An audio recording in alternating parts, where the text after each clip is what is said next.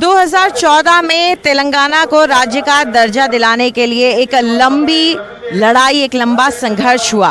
उसके बाद से 8 साल में यहाँ पर क्या क्या काम हुए हैं, किस तरह से तेलंगाना आगे बढ़ा है, इस पर जानकारी हमें दे रही हैं हमारे साथ एक चर्चा में के कविता, जो कि एमएलए हैं और मुख्यमंत्री केसीआर की बेटी हैं।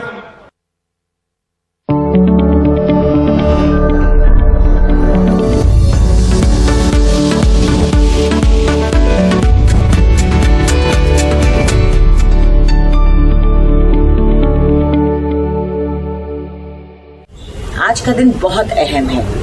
आज के दिन जो तेलंगाना को राज्य का दर्जा दिया गया, उसके लिए जो पूरा संघर्ष चला है, उनके योगदान को याद करने का दिन है।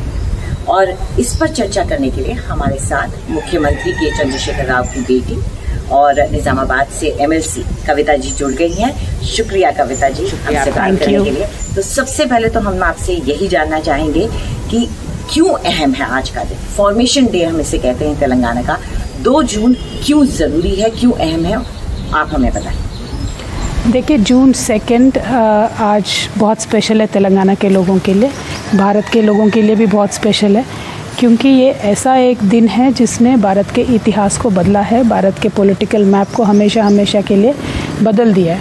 इसमें सबसे बड़ी अहमियत रखने वाली बात यह है कि जो संविधान पे विश्वास रख के शांतिपूर्वक आंदोलन चलाएंगे इस देश में, इनको न्याय मिलेगा, ऐसा एक बहुत बड़ा मैसेज तेलंगाना के फॉर्मेशन से इस देश की जनता को मिला है।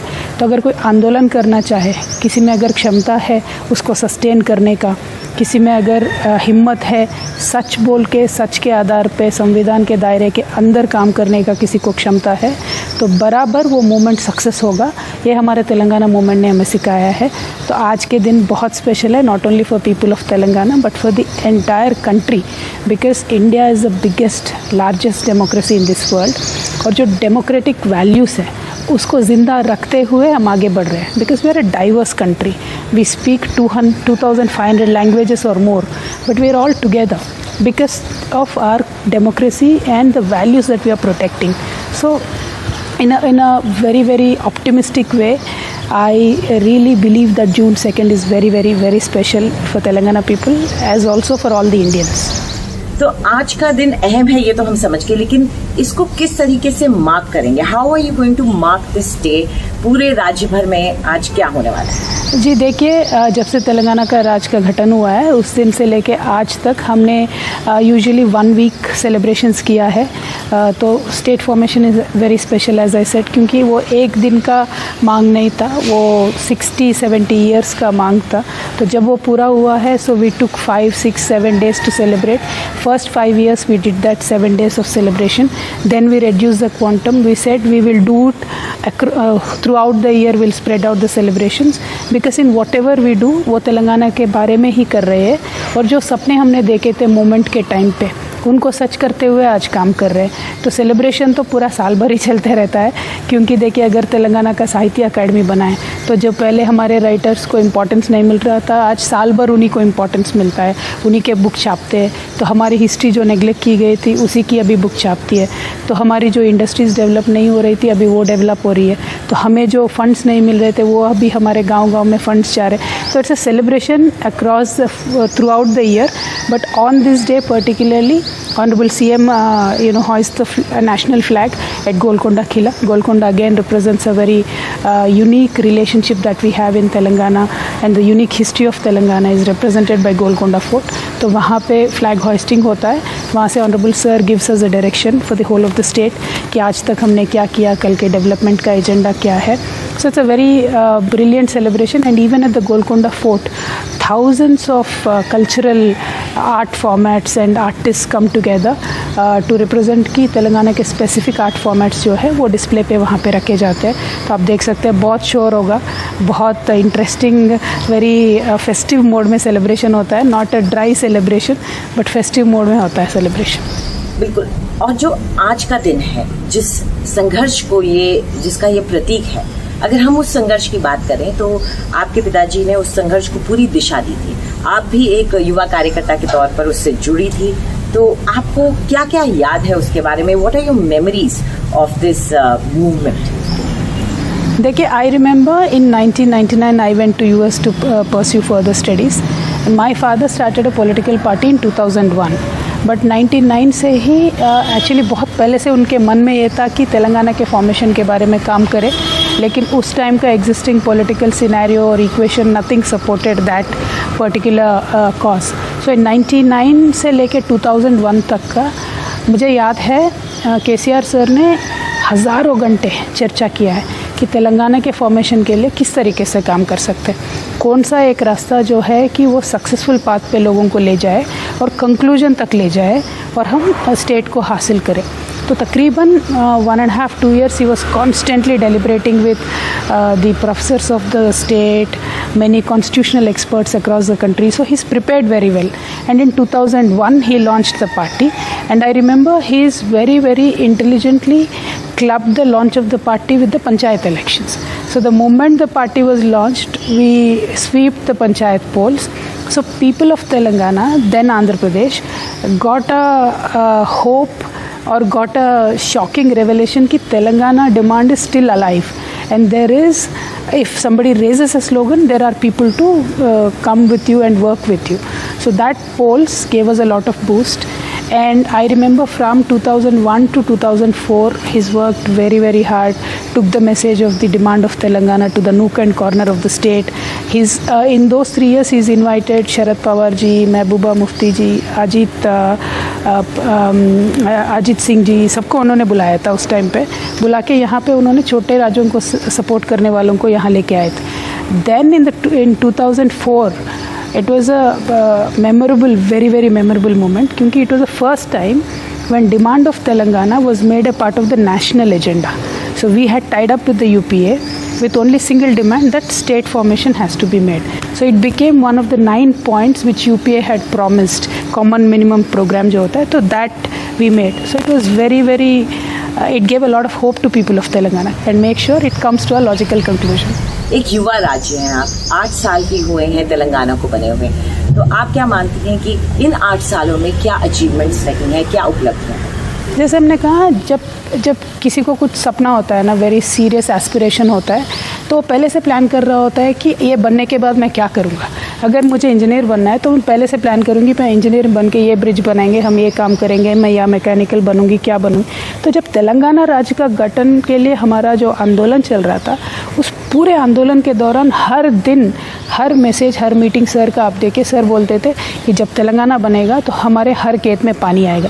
तो जब तेलंगाना राज्य का गठन हो गया तो पहले काम हमने क्या किया, खेत में पानी लाने का काम किया है. तो we worked relentlessly on building the largest water project in the world. Kaleshwaram जो प्रोजेक्ट है, it is not even largest in the country, it's the largest in the world. तो वी हैव डन दैट. उसके वजह से क्या हो गया, now we have 1.34 crore acres under irrigation, so which is a huge number. वो हमारा सपना था, डिकेड्स से सपना था हमारा, तो that we fulfilled. Then jobs, government gave a lot of jobs, private industries we have supported. So 16-17 lakh jobs that were created in the last 8 years. It's no joke, and these are not small jobs. These are high paid jobs which will again in turn drive a lot of economy in itself. So indirect jobs तो और ही ज़्यादा आए होंगे. तो like that in every manner, wherever we fought, our tagline was Neelu Nidulu Niyamakalu. That means Pani, jobs and Pesa. तो इन तीनों के ऊपर आंदोलन चला था। ये पैसा, ये जो फंड्स हैं पहले हमारे रीजन में नहीं आते थे। Now what we've done, we've very carefully drafted laws, we very carefully made sure each and every segment of Telangana people get those funding. Like हमारा दलित बंधु है, राइतु बंधु है, so farmers get money, Dalits get money, women get money, sarpanches get money, and even urban local bodies get money. So decimation of funds has been done very well. So that I believe in itself is the largest achievement, and that is why we are growing at the rate which even no state in the country can match us. तो 8 सालों में किया तो बहुत कुछ है, लेकिन आगे क्या करने का वादा है? आगे तो और भी बहुत कुछ करना है। अभी जो हमने अच्छा राइट एक कोर्स सेट किया है हमारे लोगों के लिए, जिनके एस्पिरेशन को फुलफ़िल करने का हर इशू पे, हर लेवल पे जो काम हो रहा है उसको एम्पलीफाई करना है। और नए नए टेक्नोलॉजी आ रहे हैं, नए नए काम मिल रहे हैं लोगों को, तो उनके ऊपर लेजिस्लेट करना है। जो लैंड के इश्यूज़ है, जो परमानेंटली एक सिक्योरिटी लोगों को देना है प्रॉपर्टी के इशू में, तो that we are working on. यहाँ पे आज जहाँ कोई आके एक इंडस्ट्री सेटअप करना चाहता है, within 15 days the state has to give him permission, otherwise he can just directly start his industry. ये तो कहीं पे भी नहीं है दुनिया में। तो we've created policies which are very very unique and under democratic setup. As I said, the respect on the constitution, the framework which we are to operate in, we strictly follow that.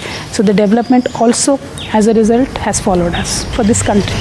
जी कविता जी, हमसे बात करने के लिए बहुत बहुत शुक्रिया आपका, और आपको आज के दिन के लिए शुभकामनाएं, और आगे के आपके जो प्लान्स हैं उसके लिए भी आपको बेस्ट ऑफ लक। शुक्रिया हमसे बात करने का। Thank you so much.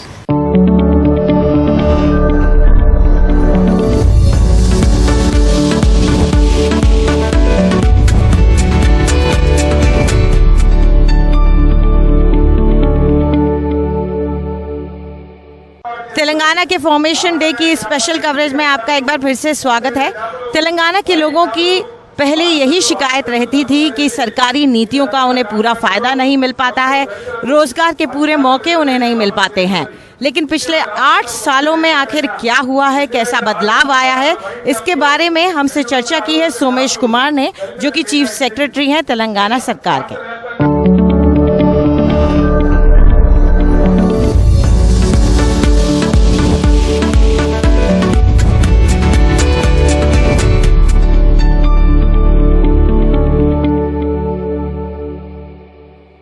Telangana बनने के बाद कुछ ऐसी अद्भुत चीज़ें हुई जिससे हम सब लोगों को नाज है। हमारी पूरी जो तेलंगाना मूवमेंट था उसमें पानी एक बड़ा मुद्दा था, और आज तेलंगाना में जो इरिगेशन प्रोजेक्ट्स हैं उसकी वजह से हर एक गांव में, हर एक जगह पर जो भी तालाब हैं उसमें फुल पानी मार्च में, अप्रैल में, मई में भी रहता है।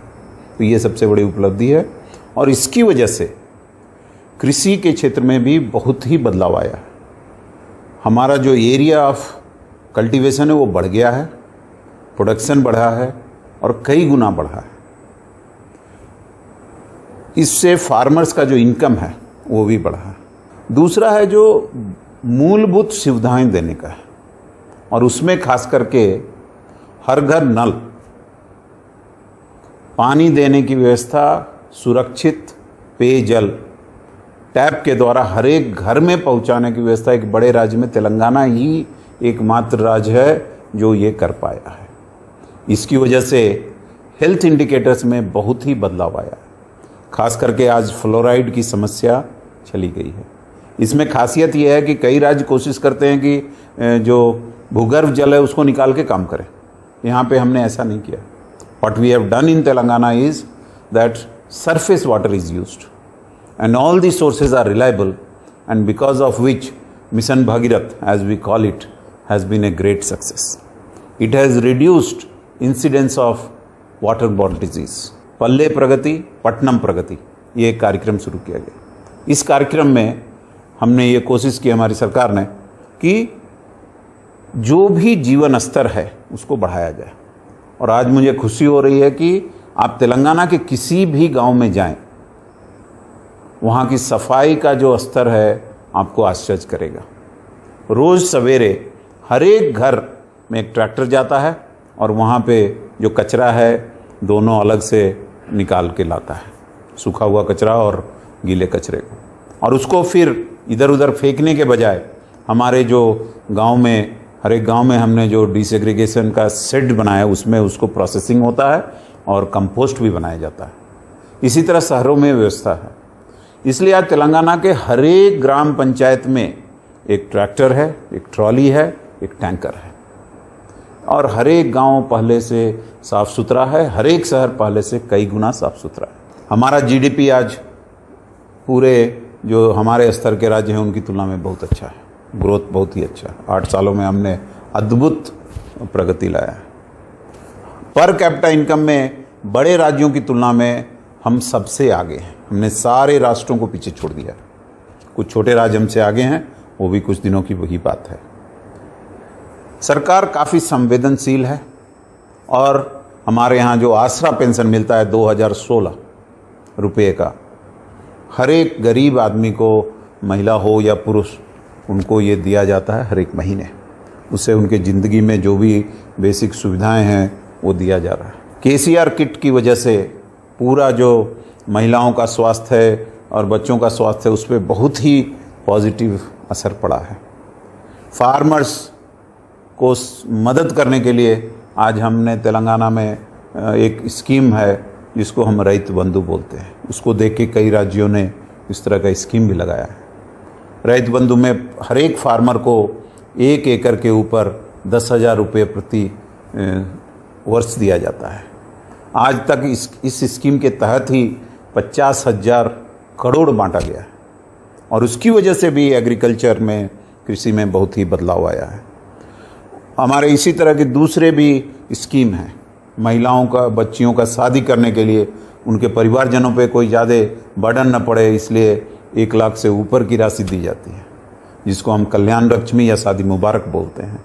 उससे एक बहुत बड़ा परिणाम ये हुआ है कि 18 साल से कम की शादियां बंद हो गई हैं, क्योंकि उसमें एक कंडीशन है कि 18 साल के पहले अगर आप शादी करते हैं तो हम आपको ये स्कीम नहीं देंगे। उसी तरह से हेल्थ के क्षेत्र में बस्ती दवाखाना एक बहुत ही बड़ा कार्यक्रम के रूप में उभर के आया।